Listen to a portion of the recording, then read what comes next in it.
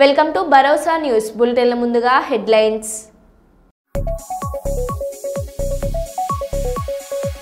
Formula ఈ కేసులో ED విచారణ కేటీఆర్.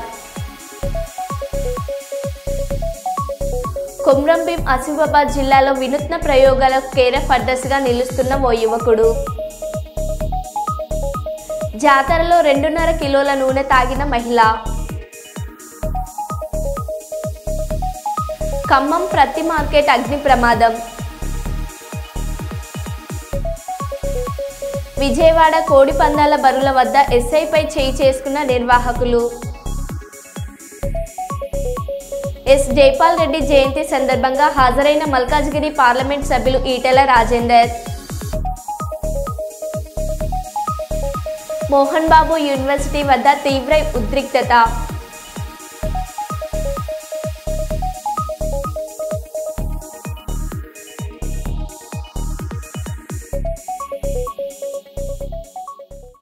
ఇక వివరాల్లోకి వెళ్తే, రెడ్డి రాజ్యం పడుకోబెడదాం, బీసీ రాజ్యాన్ని నిలబెడదాం, ప్రజాశాంతి పార్టీలో చేరండి, అభివృద్ధి చేసి చూపిస్తా అని ప్రజాశాంతి పార్టీ వ్యవస్థాపక అధ్యక్షుడు కేఏ పాల్ అన్నారు. హన్మకొండలోని హరిత కాకతీయ హోటల్లో ఏర్పాటు చేసిన విలేకరుల సమావేశంలో ఆయన మాట్లాడుతూ, గ్రామ పంచాయతీ ఎన్నికల్లో ప్రజాశాంతి పార్టీ గెలిపించండి, 100 రోజుల్లో ఉచిత విద్య వైద్యం అందిస్తాం, సంవత్సరంలో నిరుద్యోగ సమస్యను నిర్మూలిస్తాం అని ప్రజల సొమ్మును కొల్లగొట్టిన వారిపై సిబిఐతో విచారణ చేపించి సొమ్మును ప్రజలకు పంచుతా అని అన్నారు. చిత్తశుద్ధి ఉన్న ఏ ఒక్క బీసీ, ఎస్సీ, ఎస్సీలు కాంగ్రెస్ పార్టీకి ఓటు వేయరు. రెడ్డిల పార్టీలోని బీసీలు బయటకు రండి, బీసీలందరూ ఏకం కావాలని ఆయన పిలుపునిచ్చారు. తెలంగాణని అభివృద్ధి చేసి చూపిస్తా, మన 2 తెలుగు రాష్ట్రాల సత్తా మోదీకి, గుజరాతీస్కి చూపిద్దాం. బీసీలైన మనతో ఎస్సీ, ఎస్టీ, క్రిస్టియన్, ముస్లిం కలిసి ఉన్నారు. మన సత్తా ఎన్టీఆర్ చూపించిన సత్తా, పివి నరసింహరావు గారు చూపించిన సత్తా, గద్దరన్న చూపించిన సత్తా, అంబేద్కర్ సత్తా ఇప్పుడున్న కుల కుటుంబ పార్టీలకి చూపిద్దాం. 2 రాష్ట్రాల్లో ఉన్న వారందరూ ప్యాకేజ్ స్టార్లో మోదీకి తొత్తులైపోయారు. నేను తప్ప మోదీని ఢీకొనే సత్తా రేవంత్ రెడ్డికి కానీ, కేసీఆర్కి కానీ, కేటీఆర్కి కానీ, చంద్రబాబుకి కానీ, పవన్ కళ్యాణ్కి కానీ లేదని ఇప్పుడు మీరు కళ్ళతో చూస్తున్నారు, చెవులతో వింటున్నారు. వాళ్ళు అమ్ముడుపోయారని. నన్ను ఢీకొనే సత్తా మోదీకి లేదు, మోదీ తొత్తులకు లేదు. అంబాజీపేట జగ్గన్నతోట. అంబేద్కర్ కోనసీమ జిల్లా అంబాజీపేట మండలంలోని జగ్గన్నతోట ప్రబల తీర్థం బుధవారం కన్నుల పండుగగా సాగింది. జనప్రభంజనంతో జగ్గన్నతోట భక్త సంద్రంగా మారింది. జగ్గన్నతోట తీర్థంలో కొలువు తీరిన ప్రభలు వివిధ రకాల అలంకరణలతో భక్తులను ఆకట్టుకున్నాయి.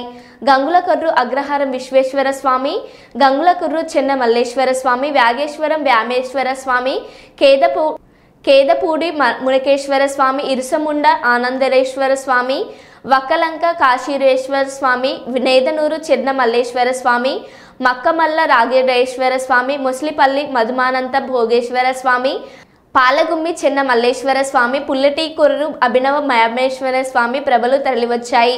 శీలతోరణాలు, వరికంకులు, గుమ్మడికాయ, పలు రకాల పుష్పమాలలతో ప్రభలను అలరించాయి. తెలుగువారి సంస్కృతి సాంప్రదాయాలకు నిలయంగా మారే ఈ తీర్థానికి రాష్ట్ర నలుమూలల నుండే కాకుండా ఇతర రాష్ట్రాల నుండి కూడా వేలాది సంఖ్యలో ప్రజలు హాజరయ్యారు.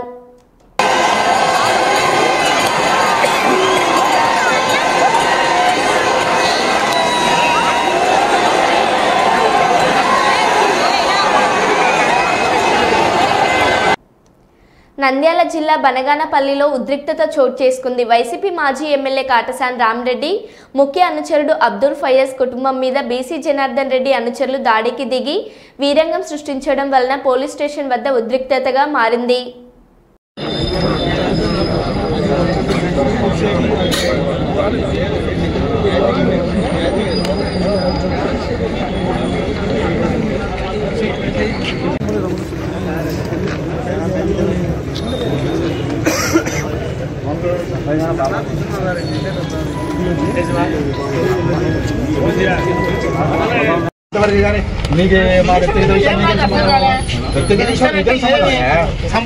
సంబంధం లేదు, తిట్టడమా ఇదే మినిస్టర్ చేయాల్సిన పని. సర్ది చెప్పడానికి కొద్ది ఆర్డర్లను అబ్యూజ్ చేయడం నేనే చెప్తున్నా. ఇంకా పెళ్లి ఉంటుంది, పెళ్లి స్టేషన్లోనే చేద్దాం, సరిపోతుంది. ఎందుకు జరుగుతుంది స్టేషన్లో అంటే ఇటు జరిగిందని చెప్తాం. ఇస్తారంటే మేము గౌరవిస్తాము, అందరు గౌరవించుకుంటే వస్తున్నాము. ఇప్పుడు ఎవరైనా మేము చెప్పడం లేదు, ఈవెన్ వాళ్ళు మంచి కూడా ఏం చెప్పడం లేదు. ఇంతకంటే దుర్మార్గుడు ఎవరైనా ఉంటాడా?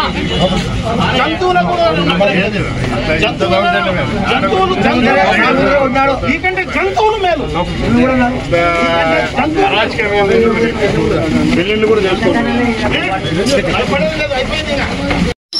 చేసుకోవాలంటే నువ్వు వైఎస్ఆర్ పార్టీలో వస్తే చేస్తా, లేకపోతే లేదు అని ముందే కండిషన్ పెడుతున్నాయి. ఒక మాట అడిగినదే కొత్తోడు కెమెరా కొత్తోడు ఎంత మినిస్టర్ గారు గౌరవిద్దాం. నువ్వేం చేసినావు? ఇప్పుడు మీ మనుషులు లోపల ఇంట్లో ఆర్డర్లు ఉంటే అంత పర్సనేషన్ ముస్లింలు, అంతా ముస్లింలు. పెళ్లి కూతురు వాళ్ళు కూడా ఉన్నారు, అందరూ ఉన్నారు. లేడీస్ వచ్చి లోపల పడితే మా పైన ఎంత బ్యాడ్ ఇంప్రెషన్ ఉంటుంది. అదే నేను చెప్పేది ఏమంటే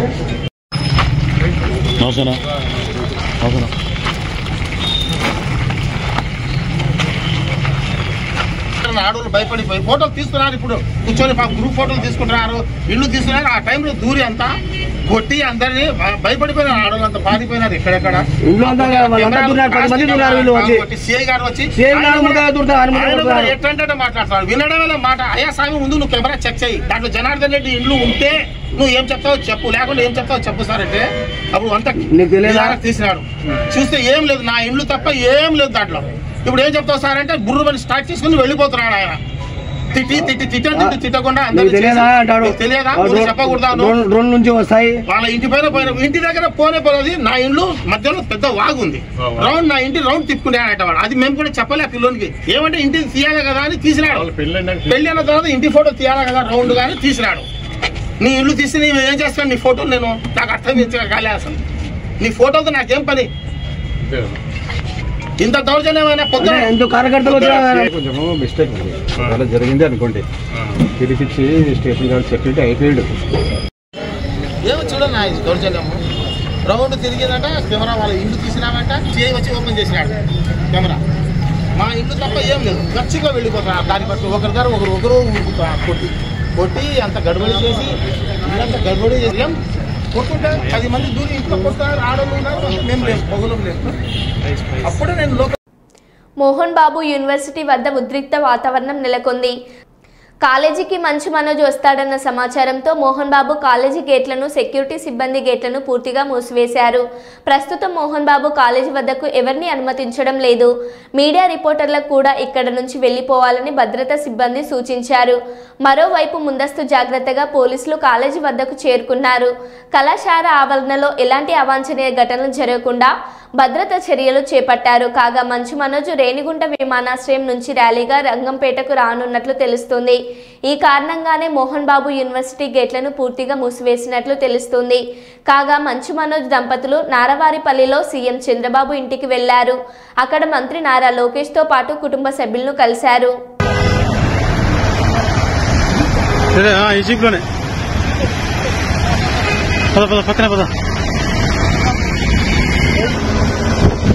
రాలేదా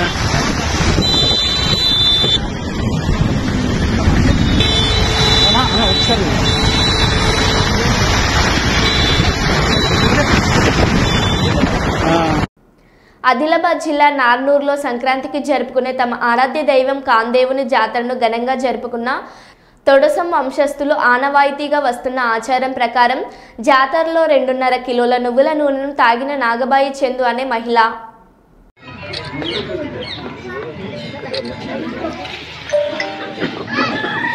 బాగా సేపు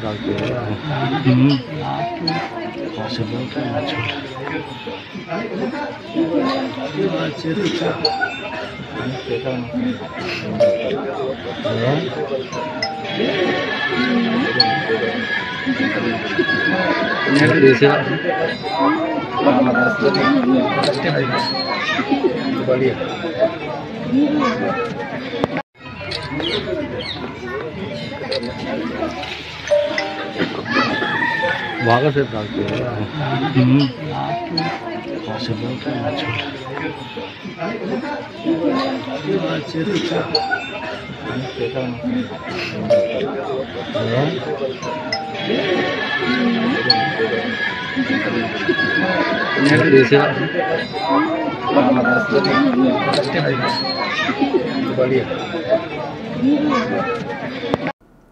కుప్పం పట్టణంలో కొత్తపేట ఇన్ఛార్జ్ ముఖేష్ ఆధ్వర్యంలో కొత్తపేటలో స్థానికులు సంక్రాంతి సంబరాలను అంగరంగ వైభవంగా నిర్వహించారు.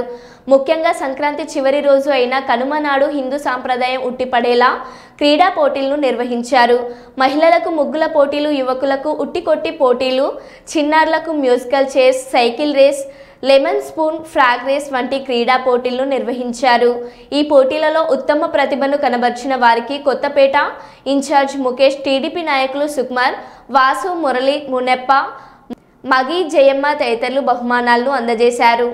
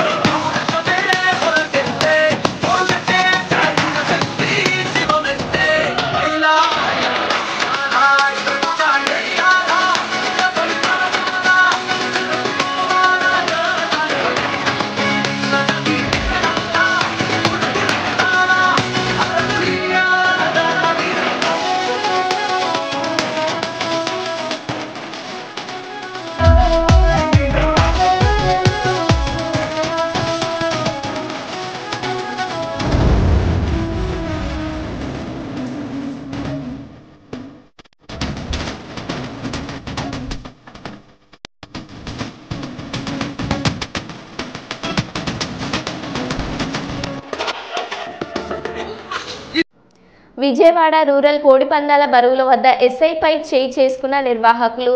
పాములు కాల్వ సమీపంలో నిర్వహిస్తున్న కోడిపందాల బరువులలో సమయం దాటిపోయిందంటూ కంట్రోల్ చేయటకు వచ్చిన పోలీసులు సమయం దాటిపోయిన నిర్వాహకులకు అల్లరి ముఖాల చేత కంట్రోల్ చేయడానికి వచ్చిన పోలీసులపై తిరగబడ్డ నిర్వాహకులు. వన్ టౌన్ ఎస్ఐ హరిప్రసాద్ తన సిబ్బందిపై తిరగబడ్డ నిర్వాహకులు.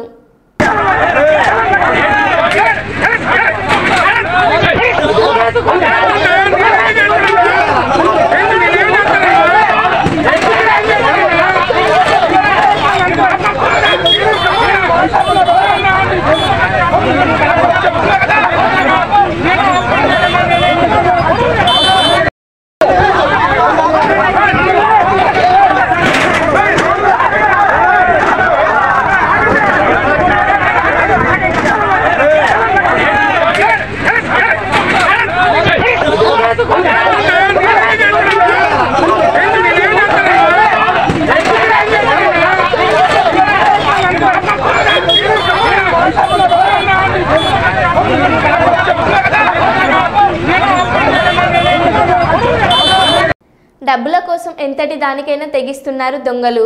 ఇంతకుముందు ఇళ్లలోకి చొరబడి దొంగతనాలు చేసేవారు, కానీ ఇప్పుడు ఏటీఎం సెంటర్లను టార్గెట్ చేసుకొని డబ్బులు కాజేస్తున్నారు.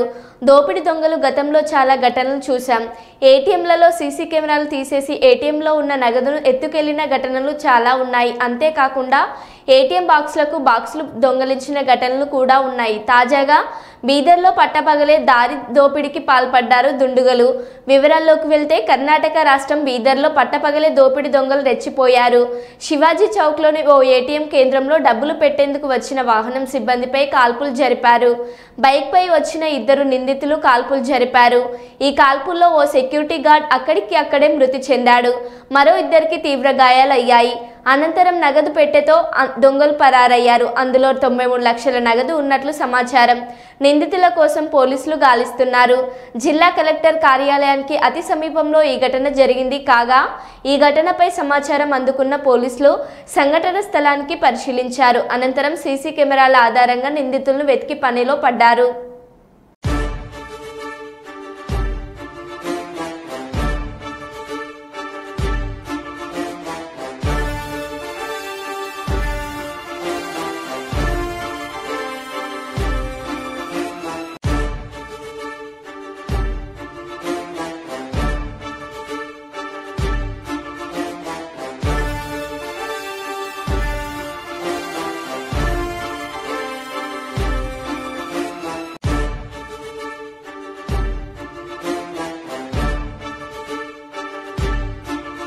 గత 51 రోజులుగా నిరవధిక నిరాహార దీక్షలో ఉన్న రైతు నేత జగత్ సింగ్ డల్లేవాల్కు సంఘీభావంగా తమ డిమాండ్లను నెరవేర్చడంలో కేంద్రం అనుసరిస్తున్న ఉదాసీన వైఖరికి నిరసనగా 111 మంది రైతుల ఆమరణ నిరాహార దీక్షను ప్రారంభించారు.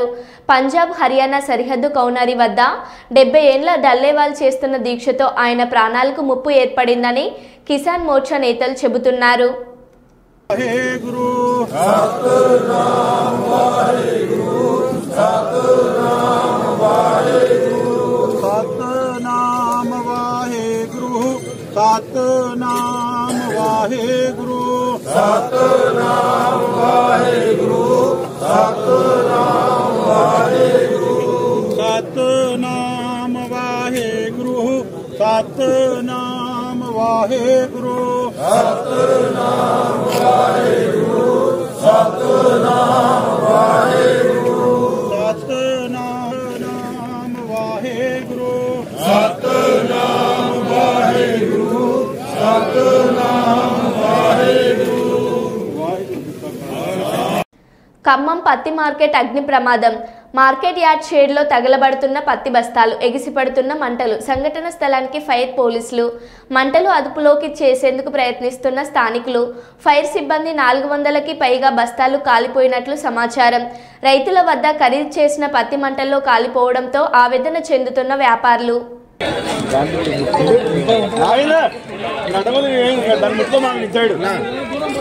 ఆ బస్తాలు పైకి అయిపోయాడు ఆ బస్తాలు పైకి అయిపోయినాయి అది పైకి అయిపోయాడు కొద్దిగా సార్ ఫైర్ ఏదండి పైకి అయిపోయింది ఫోన్ చేసిన ఇంకెప్పుడు అంతా అయిపోయింది మరి మనం చేద్దాం మరి నేను చెప్పిన ముదిగొండ నుంచి ఉండే ఇక్కడ ముదిగొండలో ఉన్నట్టుంది కదా ఇక్కడ ఉందా మేము ఫస్ట్ కింద ఉన్నప్పుడు వచ్చినాం అవి కూడా వస్తాయి బస్తాలు. రేవంత్ రెడ్డి పార్టీ మారిన ఎమ్మెల్యేలను రాళ్లతో కొట్టమన్నాడు. కానీ నేను రాళ్లతో కొట్టకుండా జస్ట్ ప్రశ్నించాను. రేపు ఊర్లోకి వస్తే బరాబర్ మా బీఆర్ఎస్ కార్యకర్తలు రాళ్లతోని కొడతారు. ఎమ్మెల్యే పాడి కౌశిక్ రెడ్డి. ఉన్నాను మళ్ళా దీని తర్వాత నన్ను అంటుండు ప్రశ్నించుర్రి అన్నాడు. ఎస్ నేను ప్రశ్నించిన, నాకు ప్రశ్నించమని చెప్పిన ఆదర్శం ఎవరు? రేవంత్ రెడ్డి గారు కదా. రేవంత్ రెడ్డి గారే చెప్పారు కదా, ఎవడైతే పార్టీ మారినో వాళ్ళని లేచి ప్రశ్నించాలి, వాళ్ళని రాళ్లతో కొట్టి చంపాలి అని చెప్పింది ఎవరు? ఇది రేవంత్ రెడ్డి గారు కాదా? ఒక్కసారి వినురి, అదొక్కసారి ప్లే చేయమ్మా. Third video Revanth Reddy garu. Congress party be form మీద గెలిచి రాజీనామా చేయకుండా పార్టీ ఫిరాయించిన వాళ్ళను రాళ్లలో ఊర్లలోకి వస్తే రాళ్లతో కొట్టండి అని చెప్పి నేను కాంగ్రెస్ పార్టీ కార్యకర్తలకు విజ్ఞప్తి చేస్తున్నా. రేపు భవిష్యత్తులో ఎవరైనా పార్టీ ఫిరాయించి వాళ్లను రాళ్లతో కొట్టించే బాధ్యత నేను తీసుకుంటా. వాళ్లను రాళ్లతో కొట్టించే బాధ్యత నేను తీసుకుంటా. చూసిరు కదా, ఇక నన్ను లేచి నువ్వు ఎందుకు ప్రశ్నించినావు, నువ్వు ప్రశ్నించినావు, నువ్వు అడిగినావు, నేను కేసు పెడతా గుర్తు. అరే నువ్వే చెప్పినావు కదనే. నేను అది పోకుంటే ముందు యూట్యూబ్ చూస్తుంటే నాకు రేవంత్ రెడ్డి గారు చెప్పిందే నాకు గుర్తొచ్చింది. మరి నేను చేయలే కదా. రేవంత్ రెడ్డి గారు చెప్తేనే మా బీఫామ్ మీద గెలిచిన ఎమ్మెల్యేని రాళ్లతో కొట్టమని చెప్తే ఇంకా నయ్యం నేను రాళ్లతో కొట్టలే, ఒకటి ప్రశ్నించిన. రేపు మా ఊర్లలో పోయినాక బరాబర్ రాళ్లతో కొడతాం మా బీఆర్ఎస్ పార్టీ కార్యకర్తలు. ఎందుకు ఊకుంటాం భయ్? ఊకుంటామా? మల్కాజ్గిరి మేడ్చల్ జిల్లా ఎస్ జైపాల్ రెడ్డి జయంతి సందర్భంగా హాజరైన మల్కాజ్గిరి పార్లమెంట్ సభ్యులు ఈటెల రాజేందర్, మాజీ కేంద్ర కేబినెట్ మంత్రివర్యులు మరియు అత్యున్నత పార్లమెంట్ అవార్డు గ్రహీత కీర్తిశేషులు ఎస్ జైపాల్ రెడ్డి గారి 83వ జయంతి సందర్భంగా నక్లెస్ రోడ్లోని స్ఫూర్తి స్థల్ గారి వద్ద నివాళులర్పించిన మల్కాజ్గిరి పార్లమెంట్ సభ్యులు శ్రీ ఈటెల రాజేందర్ గారు.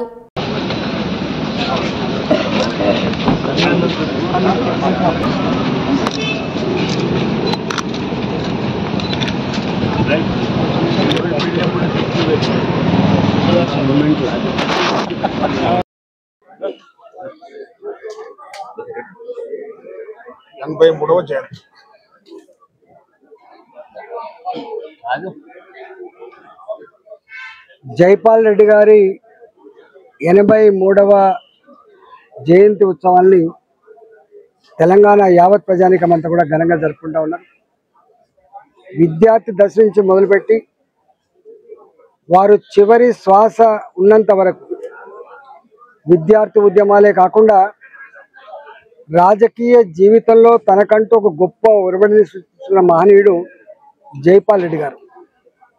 రాజకీయాలంటే పైరవిలు కాదని, రాజకీయాలంటే దాబు దర్పం కాదని, రాజకీయాలంటే తన శక్తితో మేధస్సుతో సమాజానికి ఇంత సాయం చేసేవాడు, మేలు చేసేవాడు, సమాజ ఆర్కిటెక్ట్ అనేటువంటి గొప్ప చరిత్రని రాసినటువంటి మహనీయుడు జైపాల్ రెడ్డి గారు. జైపాల్ రెడ్డి గారు ఏ పార్టీలో ఉన్నప్పటికీ కూడా తన పాత్రను సమున్నతంగా నిలిపిన మహనీయుడు, ప్రజల ప్రేమను పొందిన మహనీయుడు, జనం కోసం తప్పించిన మహనీయుడిగా వారికి ఇలా గుర్తింపు ఉంది. ఇవాళ కూడా వేలాది మంది వచ్చి ఆయనకు నివాళులు అర్పించడం అంటే అర్థం ఇలా ఆయన మరణించి కూడా తెలంగాణ ప్రజల్లో సజీవంగా జీవించినటువంటి మహనీయుడు. వారి చరిత్రని రాబోయే తరాలు కావచ్చు, రాజకీయ నాయకులు కావచ్చు ఆదర్శవంతంగా తీసుకొని ఆచరించే ప్రయత్నం చేయాలని చెప్పి ఈ సందర్భంగా విజ్ఞప్తి చేస్తున్నాను.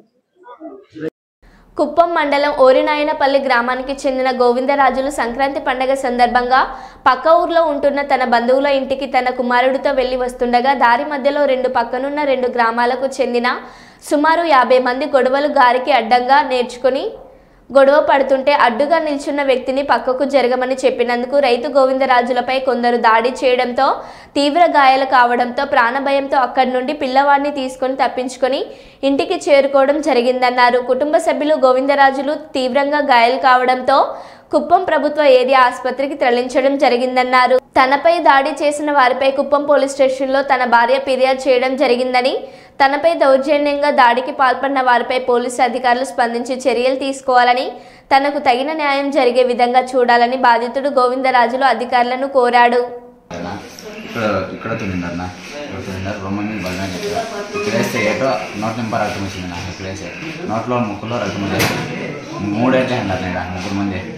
మూడేసి నేను చంపేస్తాను అయిపోతాను, నువ్వు ఎట్లా తెప్పించుకోకపోతే నేను ఎట్లా చూస్తాను అనుకుంటున్నాను. మా బోర్ అదే ప్లేస్లో ఉండేది.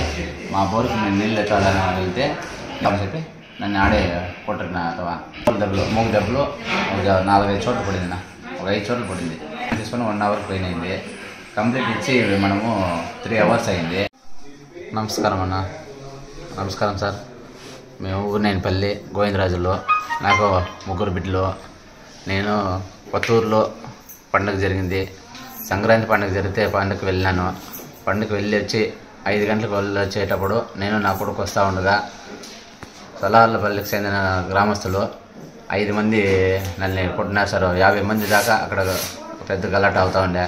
ఆ గలాట అవుతూ ఉంటే ఏం సమస్య అని అడిగేకి నేను వాళ్ళని పోతున్నాయి. వదలండా దావిడండా నా బోర్ దగ్గరికి నేను పోవాలా అని చెప్పి నేను దారి వదలండి అని చెప్తే, నీకేడ్రా దావి అవుతావా, నువ్వు ఊరిన పిల్లోడే కదా అనిందా, వీడిని చంపేయాలా అని చెప్పి నన్ను ఈడ్చి కొట్టరు సార్. లక్ష్మీపతి, జయచంద్ర, చిన్న, కళ్యాణ్, యమునాహింతలకు చెందిన వ్యక్తి కళ్యాణ్, బాలు, వీళ్ళు 5 మంది వేసుకొని నన్ను కొట్టరు సార్. నేను కొడతా ఉంటే కూడా ప్రాణమే తీసేస్తాము, వీడు ఉండేది ఒకటే కదా అని చెప్పి నన్ను కొట్టరు సార్. అథవా దావలేదు, ఏం లేదు, నీకు బోర్కు దాగాడ్రా నా కొడుక అని చెప్పి నన్ను కొట్టరు సార్. అథవా కితోంచలేదు, దిక్కుతో వాళ్ళు కాలువ గడ్డలు వేసుకుని ఆ నీళ్ళు కాలువ పొంది అందరిని కాలువ సార్ అందరిని కాలువ నుంచి కిందకు మీదకు సెట్లు వేసి నన్ను జిల్లెడ్రప్పల్లో వేసుకుని దొక్కకు భుజానికి మూతికి ఆ ముక్కలకి నోటికి అంతా చేతుల్లోనే గుద్దుతారు సార్. 4 మంది పట్టుకొని రొమ్మిసారిని గుద్ది నన్ను కిందికి దెబ్బేసిరే. అదే ఊరికి చెందిన మూర్తి అనే వ్యక్తి నన్ను రక్షించినాడు, నాకు ప్రాణాలు ఇచ్చి పెట్టినాడు సార్, నన్ను కాపాడినాడు. నేను అదే భయానికి వెంటనే పరారీలో నేను వెళ్ళిపోతుంది ఇంటికి. వెళ్ళిపోయిన తర్వాతనే ఇంటికి పోతే ముక్కుల్లో నోట్ల రక్తం వచ్చి కిందికి పడిన తర్వాత మా నాయన మా అమ్మ మా భార్య సార్ తోడుకొచ్చి హాస్పిటల్లో అడ్మిట్ చేశారు. నన్ను 2 hours అయింది. నైట్ 11 గంటలకు వచ్చినాను. ఎవరు కానీ నాకు రెస్పాన్స్ ఇవ్వలేదు సార్. నాకు న్యాయం జరగాలని కంచాల శ్రీకాంత్ సార్ గారిని, చంద్రబాబు నాయుడు సార్ గారిని, అట్లే వెంటనే ఉండే లోకల్ నాయకులకి అందరికీ నమస్కరించి నాకు న్యాయం చేయాలని కోరుకుంటా ఉన్నాను సార్. మాకు 3 పిల్లలు, న్యాయం చేయండి. మరో బులెటిన్లో మళ్ళీ కలుద్దాం. Stay tune.